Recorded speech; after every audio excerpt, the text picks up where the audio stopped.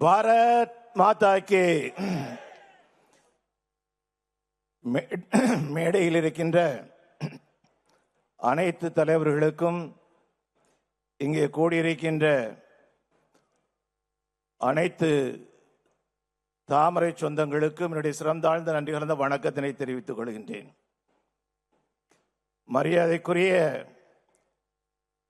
அண்ணாமலை அவர்கள் ஒரு புயலாக வந்து தமிழகத்திலே தாமரையினுடைய வேகத்தை எடுத்து காட்டினார். இன்று அந்த புயல் தன்னுடைய வேகத்தை இன்னொரு திசைக்கும் கொடுக்க வேண்டும் என்கின்ற நிலையிலே தமிழகத்திற்கு ஒரு நல்ல ஒரு தென்றலை கொடுத்திருக்கின்றார். பொதிகை தென்றலை கொடுத்திருக்கின்றார். நம்முடைய அருமைக்குரிய சகோதரர் நயினார் நாகேந்திரன் அவர்களை கொடுத்திருக்கின்றார். நமக்கெல்லாம் ஒரு கேள்வி எழும்ப முடியும், எப்படி மரியாதைக்குரிய அண்ணாமலை அவர்கள் நயினார் அவர்களை கொடுத்தார் என்று சொல்லி. கிளையில் இருந்து ஆரம்பித்து மண்டலில் இருந்து மாவட்டத்தில் இருந்து எல்லா தேர்தல்களையும் முடித்து நாம் வருகிறோம் என்று சொன்னால், இந்த தமிழகத்தில் இருக்கக்கூடிய லட்சக்கணக்கான பாரதிய ஜனதா கட்சியினுடைய தொண்டர்களுடைய உள்ளத்திலே நிறைந்து நிற்பவர் நம்முடைய அருமைக்குரிய தலைவர் அண்ணாமலை அவர்கள். ஆகவே இந்த தேர்வு என்று சொல்வது லட்சக்கணக்கான பாரதிய ஜனதா கட்சியினுடைய தொண்டர்களுடைய தேர்வாக அமையும் போது அது அண்ணாமலை அவருடைய தேர்வாக அமைகின்றது. அது நமக்கு கிடைத்திருக்கக்கூடிய பாக்கியமாக மாறி இருக்கின்றது. அவர்களுக்கு நம்முடைய வாழ்த்துக்களை நான் தெரிவித்துக் கொள்கின்றேன். எனது அருமை சகோதரர்களே, 2012ஆம் ஆண்டு மதுரையிலே நடைபெற்ற தாமரை சங்கமத்திலே நான் கலந்து கொண்டேன் என்று சொல்லக்கூடியவர்கள் தயவு செய்து கொஞ்சம் கையை தூக்குங்க.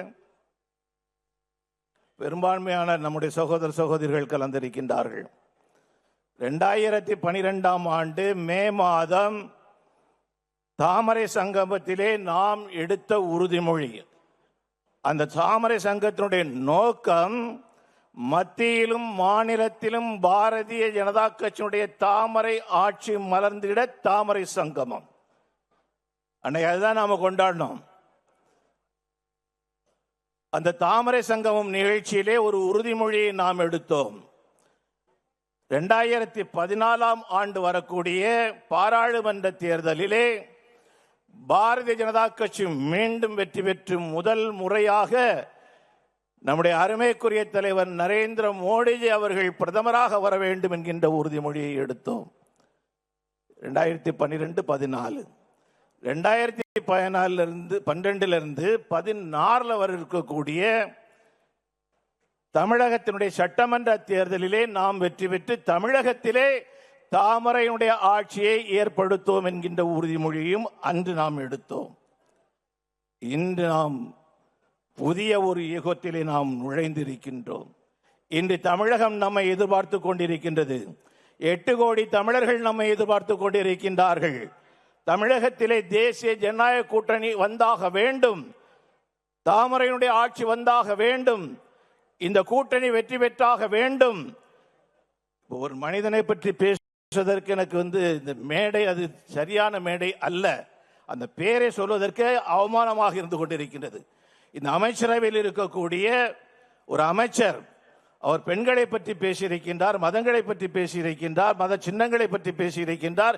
இவ்வளவு கேவலமான ஒரு மனிதர் அந்த திராவிட முன்னேற்ற கழகத்தினுடைய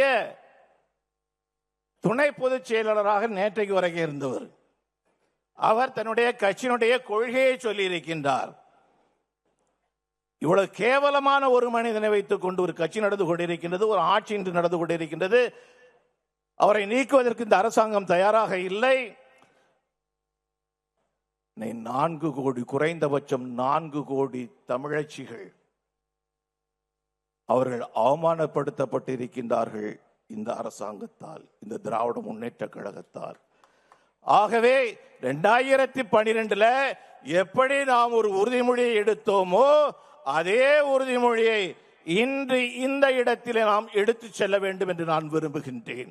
2026 தேர்தலிலே பாரதிய ஜனதா கட்சி தேசிய ஜனநாயக கூட்டணி வெற்றி பெற்று நம்முடைய முதலமைச்சர் இங்கே ஆட்சி அமைக்கக்கூடிய அளவுக்கு சூழ்நிலைகள் வந்தாக வேண்டும்.